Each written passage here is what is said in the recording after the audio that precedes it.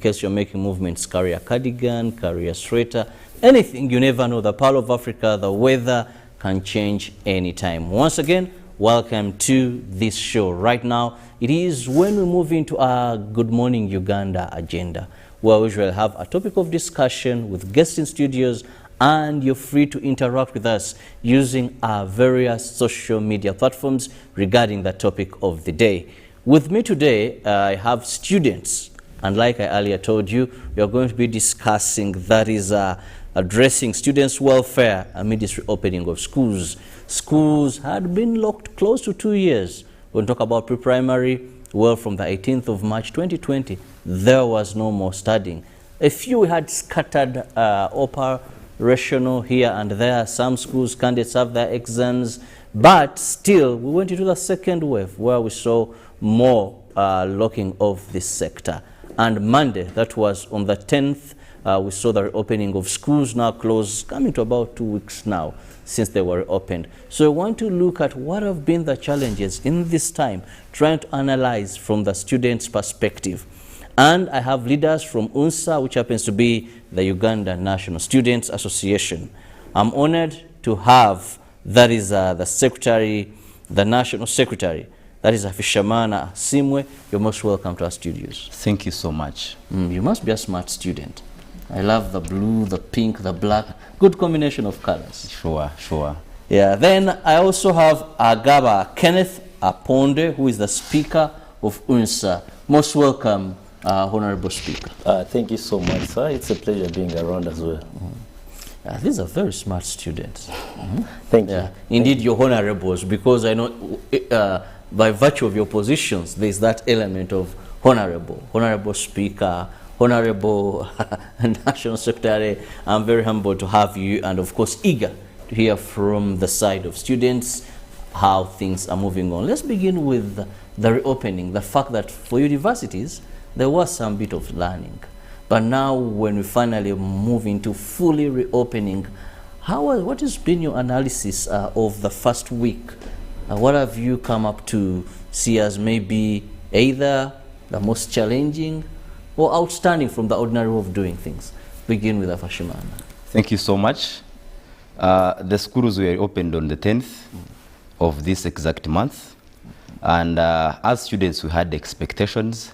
And as the national student leaders, we had a safe go back to school campaign, and of which has been a success, encouraging students here and there.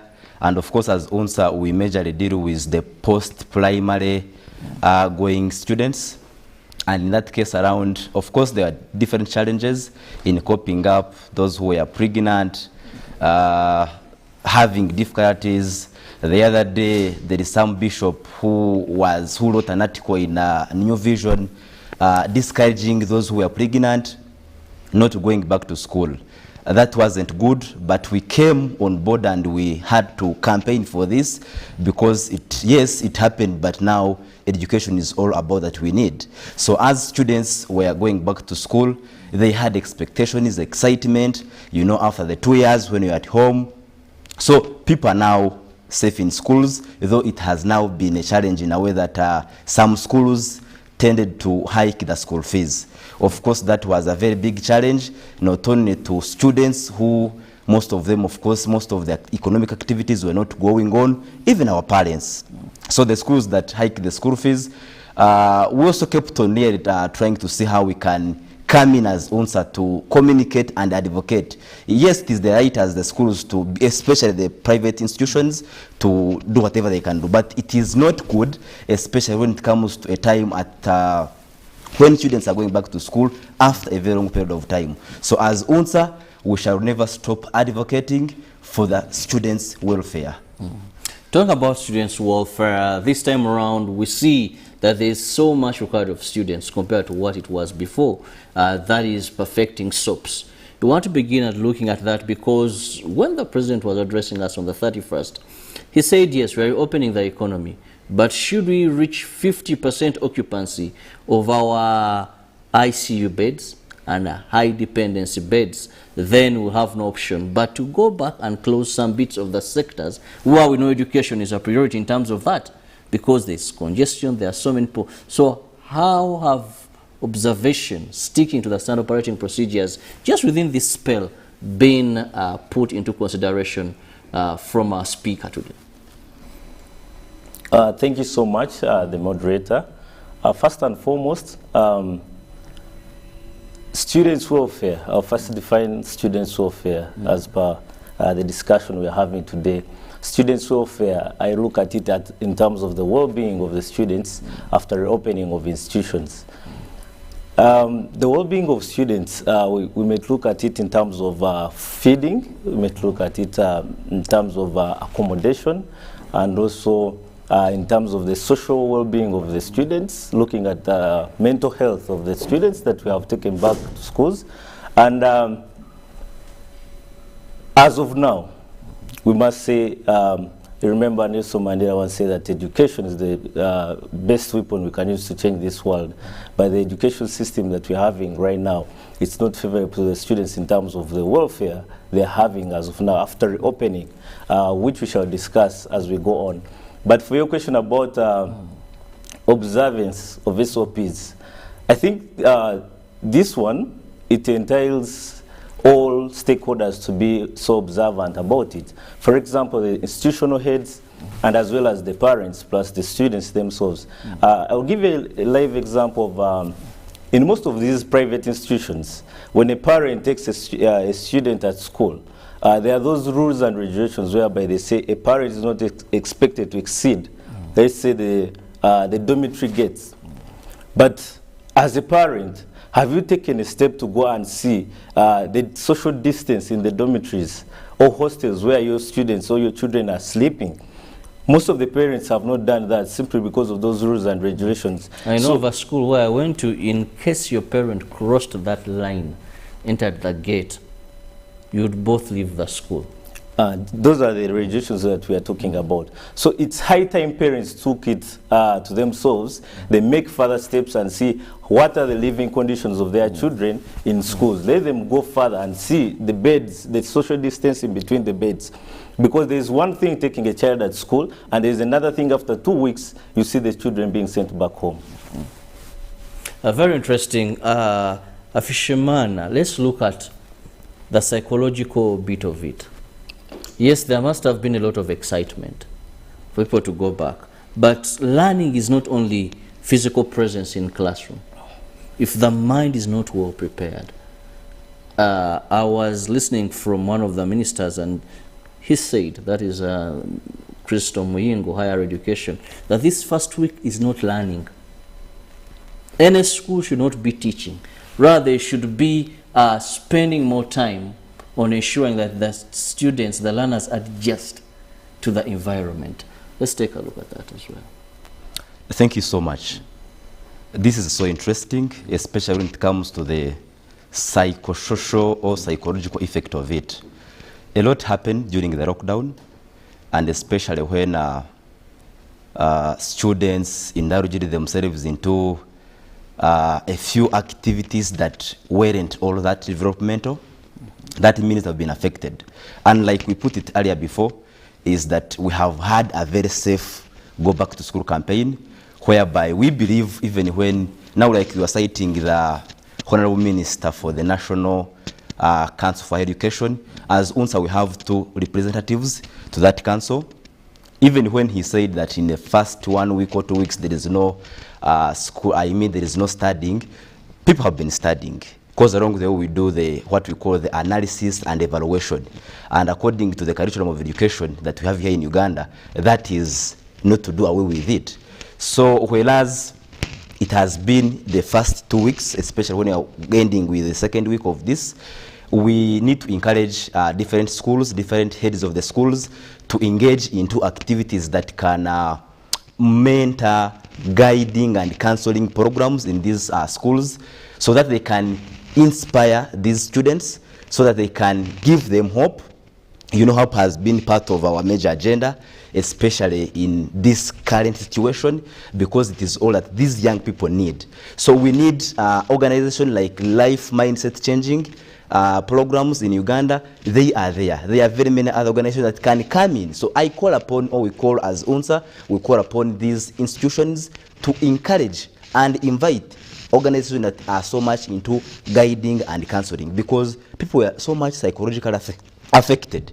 So we believe that as long as these institution heads and learners must be willing to study, they are willing. So as UNSA, we must bridge all these gaps such that we can see how the future can be bright. Of course, a reminder is that the future is only in education.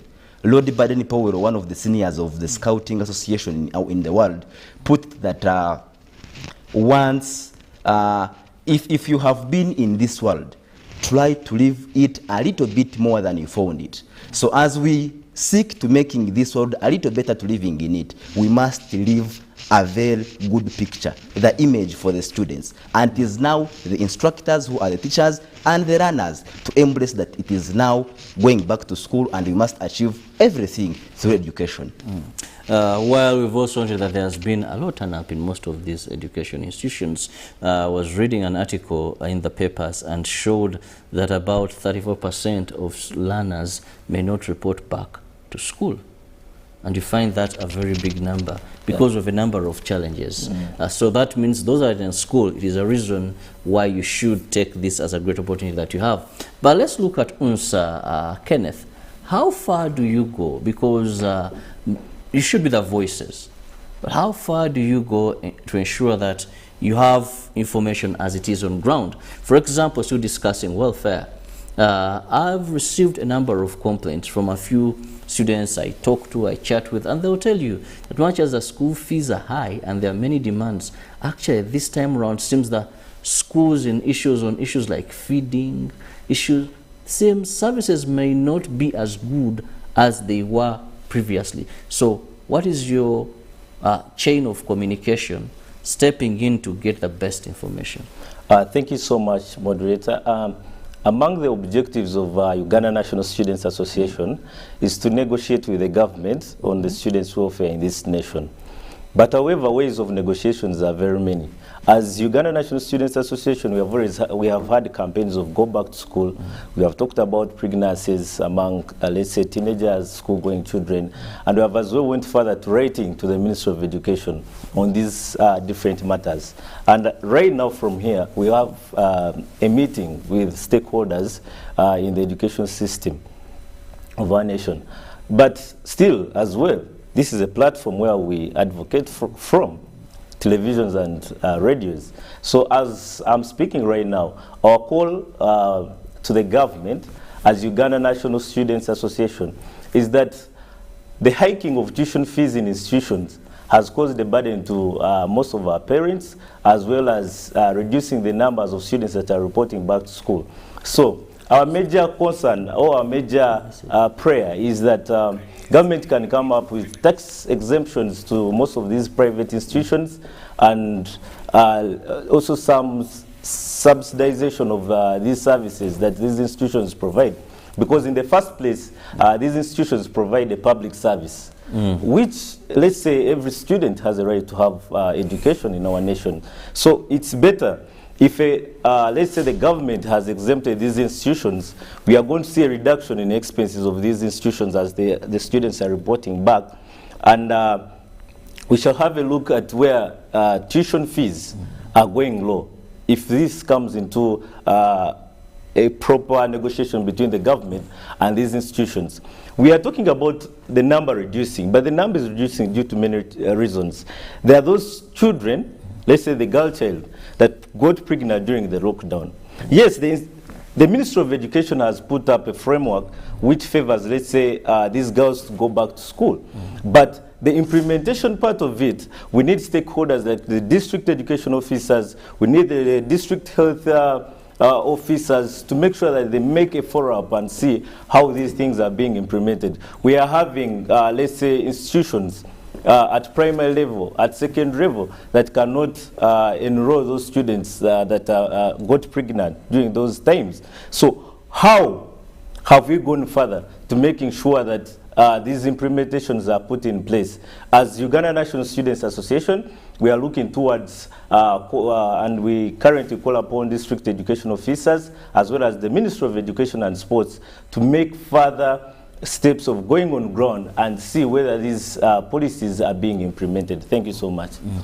Another pertinent issue you've brought out that also still regards students' welfare has been the biggest challenge we've seen with our reopening. There could be a number of challenges, but the most outstanding, this issue, I want to get it from you.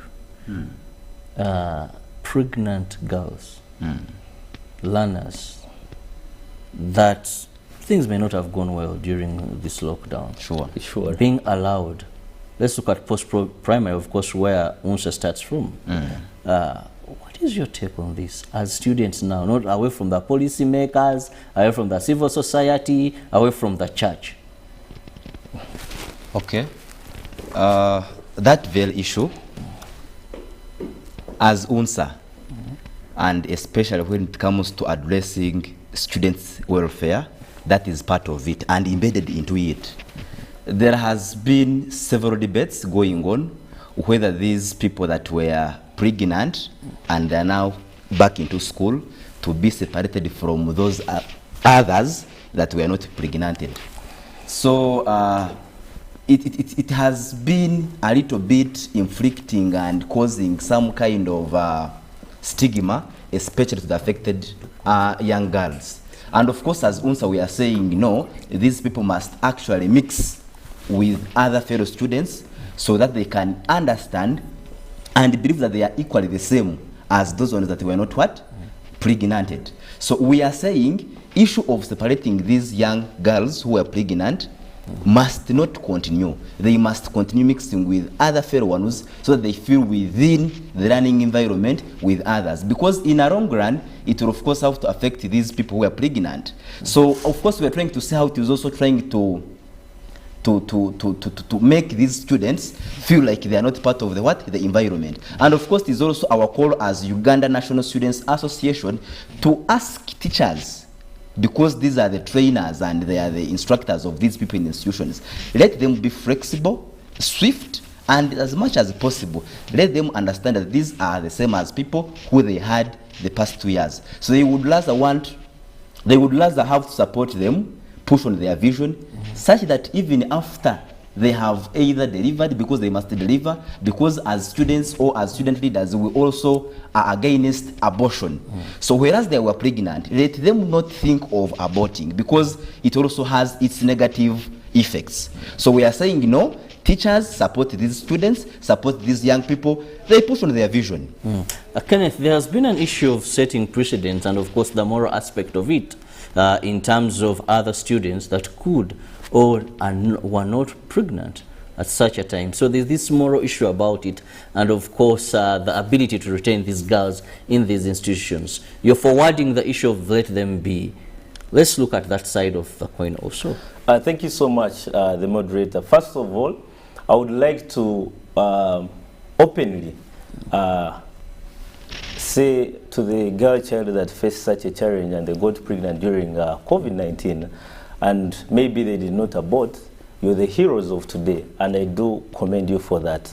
Having said that, Mr. Moderator, it's high time in the 21st century we get away with doing things in a barbaric manner, because every person has the right to education. My question would be, if I'm married, we have seen married people being enrolled in schools, and sometimes they get pregnant and they come in schools. So, how that is usually at higher level campus, universities? We can have even a person at 20 years going back to primary or going back to secondary or something, and they attain education.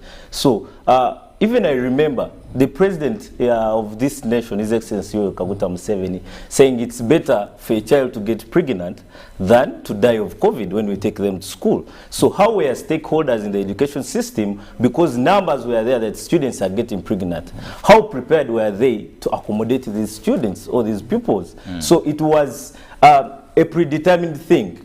By the time we opened back institutions, we should have known how to handle these girls. And I would say if I had a school, I would call upon them to come and join their fellow students, because in one way or the other pupils will learn from them. When they tell them the difficulties they are going through because of that pregnancy, then the other children will also learn from them. And another thing, we must appreciate these girls, because there is even an option of saying, let me drop out of school because I got pregnant. But she has openly come out and showed her wish to go back to school. Would you wish to have a country with, let's say, the girl child that is not educated? How will these homes, how will we have future homes that are stable? So me, I must say, I commend the girl child, and the government should come out to openly also make a stand in this and say, let these girls go back to school and study, because they also have a right to have education, and they managed to come out openly and appreciate the fact that they got pregnant, and still the fact that they need this education. So let's embrace them and welcome them. As Uganda National Students Association, I remember there is an article from a bishop, and as Uganda National Students Association, we openly responded to that article where he was saying that schools should not allow, let's say, these teenage students that got pregnant. But we say every student has a right to education. But the moral bit of it, it's in two ways. Even these girls that have gotten pregnant can inspire the other pupils and tell them the negative effects of getting early pregnancy. So why can't we use that as a live example in these institutions?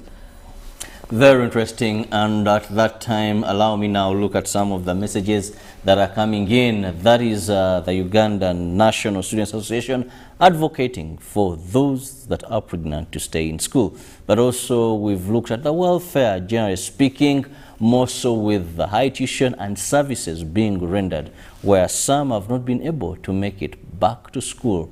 Reason being, COVID-19 had a lot of effects on either their parents' source of earning, and for higher education, we find some that even fend for themselves, that they have to look around for tuition, for school fees. All this had an impact on what COVID really brought to the economy of this country. But looking at some of the messages coming in, thank you, Robert. I think it's high time for every school and all higher institutions of learning, that is, to accept these young girls. Well, I also have one that comes in, but please give us your name. It says, good morning, Uganda. Learners only need counseling and guidance to bridge the gap. They were reluctant, so their minds should be prepared to get back to books and carry on with the learning. Well, he says, long time, okay. With the issue of those who are pregnant, no. They should be given time to deliver, then join back, because it's gonna affect the innocent ones. They should be accepted in higher education institutions and universities only. So that is their take. That, well, that is Lynn, if I've got you right, says, yes, that is a very bad example that cannot be allowed, really. But let's get more of these messages. Please just go to our various social media platforms, our Twitter page, or our WhatsApp number, which is on your screen. Actually, that is 0709 60 25 92. And I'll be reading them out. And of course, my guests, the two smart gentlemen that I have this morning from the Uganda National Students Association, UNSA, will be responding to them. We are still looking at, that is addressing students' welfare amidst the reopening of schools. 10th January was the day that we saw all education institutions fully reopened after a spell of about 2 years. And of course, you know that there has been a number of challenges that students have faced, and this is what we want to look at.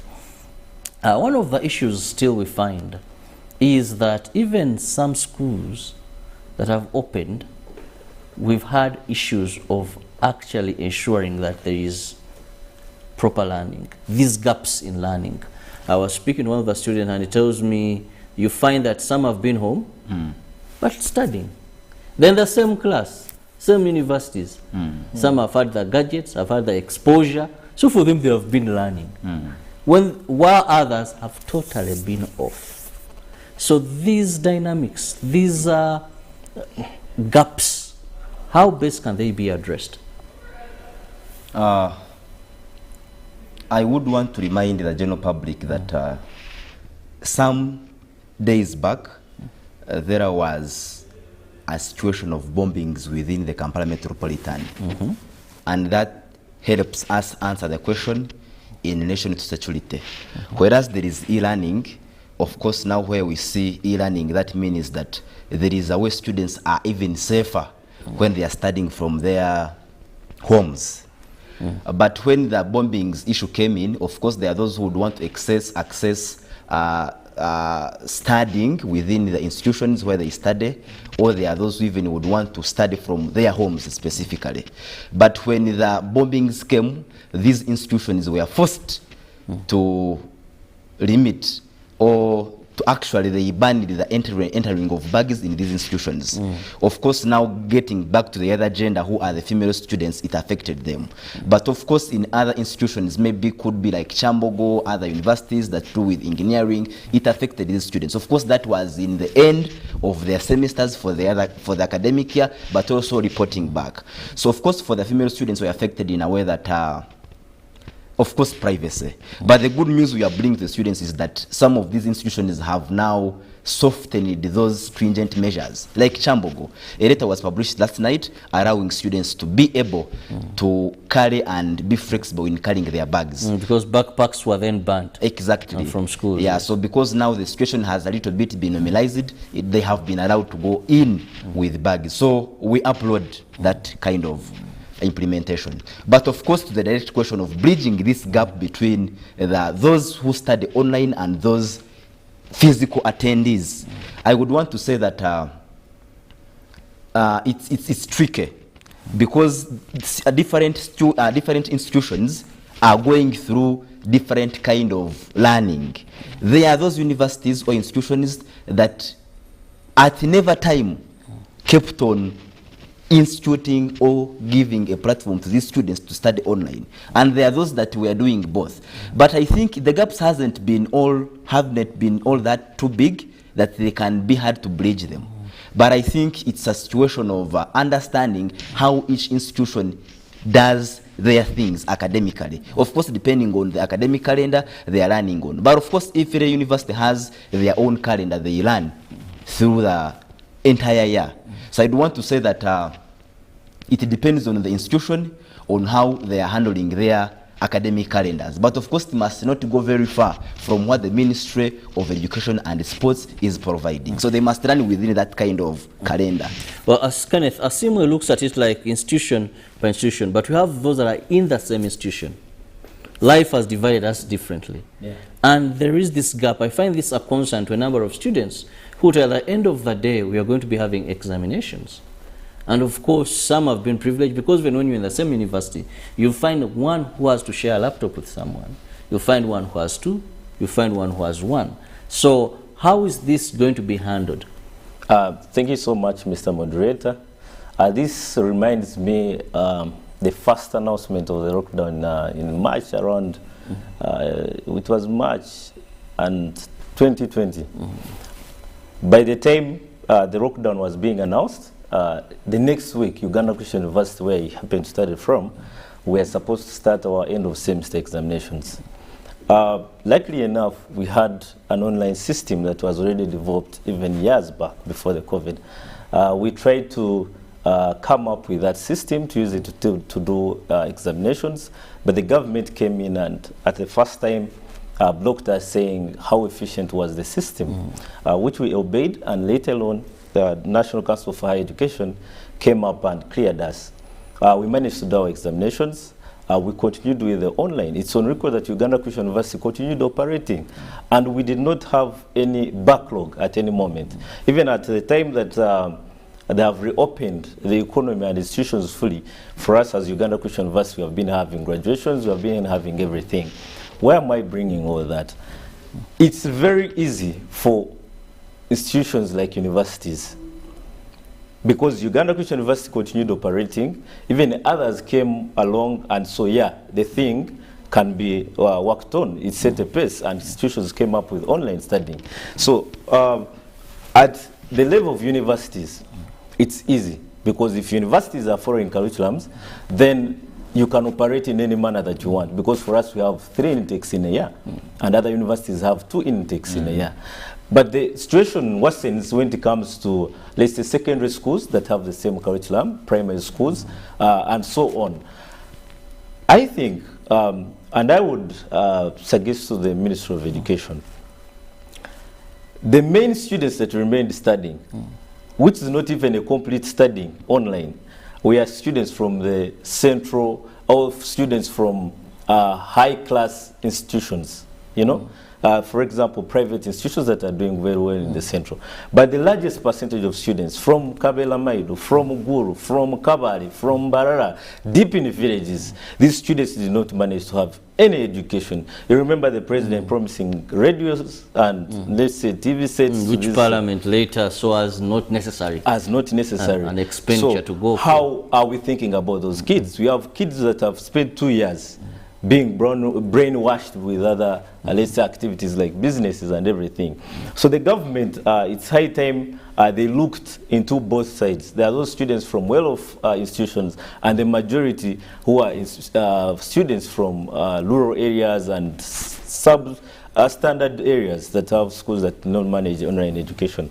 So how can we have a proper program? For example, I heard that there was automatic promotion. But is that very fair to the education system that we are having? Why don't we have these kids study and we allow them, let's say, to have more time? We give them ample time to appreciate the education or what they are learning in institutions so that they can catch up within the past 2 years. Universities, by the way, for more information, they are doing it in a marathon way. For example, Chambogo University, Makerere University, those institutions that weren't able to study online. Of recent, I have a friend whom I studied with at Gombe SS. We came to university at the same time. Right now, I'm in 4th year in my last semester of doing law, and they have just completed examinations of 3rd year, their 2nd semester. So next week, they are most probably enrolling for the 4th year. So they are doing it in a marathon way to cover up everything. But what does that mean to the quality or the final product of these institutions? We should not also forget that desperate times call for desperate measures. We can improvise and see how we come out from this backlog. May I commend that, because at the end of the day, the work input of an individual in the education also matters. So can we motivate these students? Can we counsel them? Because we need to prepare them mentally. If you're having a marathon way of doing things, then you must prepare also the students mentally. Make them appreciate the fact that we are having a heavy backlog. Can we come and do it in a marathon way? But for the secondary schools, for the primary schools, I think the government should look at the curriculum and make a proper program that can accommodate these children and also enable them appreciate what they are studying. Thank you so much. Very interesting advice here from a leader of the students' body, that is the Uganda National Students Association, UNSA, looking at the welfare of students. And of course, there is so much that really has to be done at such a time to ensure that we have meaningful learning. I want to use the word meaningful learning because I believe learning is not only just going through the chain or the process, but is being able to create an impact from what is imparted into these learners. Well, the times are hard, the times are a bit desperate, and of course they call for desperate measures to overcome them. But how do we ensure we don't lose the gist of actual learning in our country? Let's look at the revised curriculum. Recently, this is something new. I was seeing a number of teachers trying to get tabs to this, some being told we are going to send it on your emails.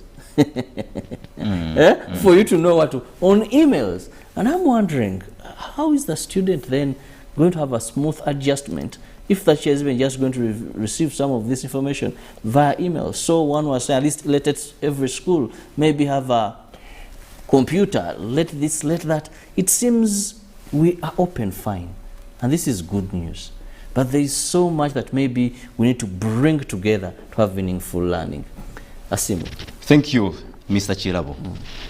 I want to let us know that one of the institutions I go to, I'm a teacher trainee, especially Chambo University.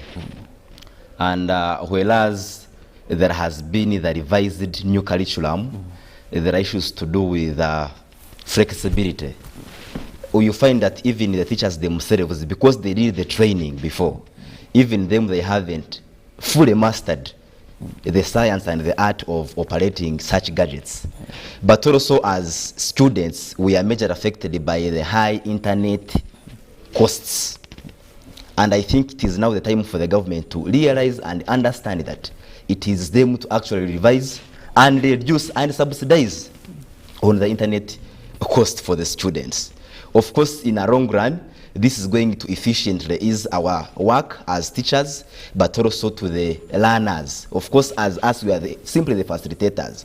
But now, an issue to do with having it efficiently more as we expect. It is only when each of these people, the major stakeholders, especially the government, the Ministry of Education, to understand that it is now time to impact the young people through e-learning.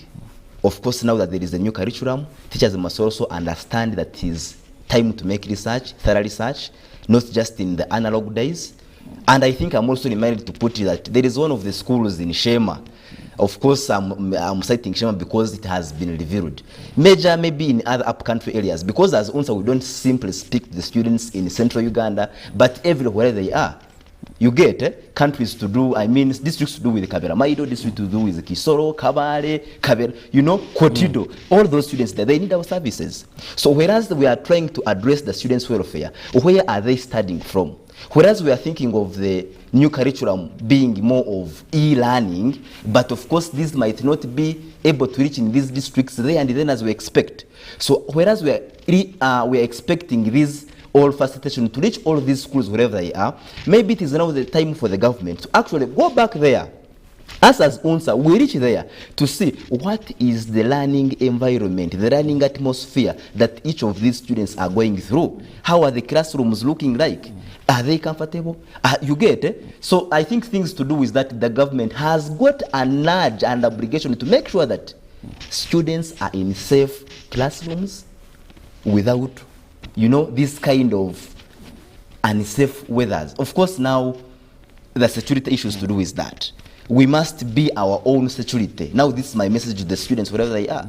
They must take care of themselves wherever they are. Could be in hostels, going back to school, here and there. They must take care of themselves. So I think in a way to do with the new curriculum, it is a good one, especially when it does not encourage students to 100% depend from the teachers. They must also go and research for themselves through the discussion groupings. Then there is one of the schools I went to at the Cornerstone Leadership Academy. We were taught things to do with discipleship studies, character development studies alongside the normal syllabus. So if these other institutions and schools have adopted the same, they invited the Life Mindset Changers Uganda for guidance and counseling, because that is all the students need at the moment. Yes. Each of us were affected. So if these people can come on board and they start teaching, mentoring these students, then we have a better Uganda. Remember, yes, one of the Pan-Africans that I admire, George Padmore, said that if the future of the young people, if the future of Africa is among the young people, then I equally see the future of Uganda, of Africa, among the hands of the young people. And as UNSA working together with the National Youth Council, because we have the Secretary for Students Affairs from the National Youth Council, working together, we shall always reach the grassroots for our students. That is as simple as that. Well, I want to thank you so much, gentlemen, that have been with this morning, the smart young representatives of the students under their umbrella organization, that is the Uganda National Students Association, UNSA. That is Fashimana Asimwe, Secretary for National Affairs. Thank you so much. Thank you so Asimwe. And the Speaker, that is Gaba Kenneth. Kenneth, thank you so much for being part of the show. And I really believe that many have heard and of course address issues that have been raised by these students, because it's all to ensure smooth learning, not only presence or just having the students back into school, but meaningful and smooth learning to be conducted. I want to wish you a lovely day. Don't forget, in case you've not yet been vaccinated, go and get that jab. If you have, ensure if it's a 2-dose vaccine, you've gotten the 2 doses. And if you're above 50, please seek for that booster jab. We need to reduce the death rate. but also fight that is hospitalization and severe illness. God bless you. Stay safe.